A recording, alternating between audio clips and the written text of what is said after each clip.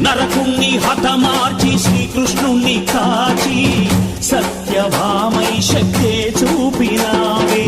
నరలోక భారాన్ని భూదేవై మోసి సాటి లేని సహనం చాటినావే. భద్రకాళి నిన్ను శాంతపరిచేందుకు రుద్రనేత్రుండు శివుడైన సరితూగునా. బ్రహ్మకు మేధస్సు, విష్ణుకు తేజస్సు,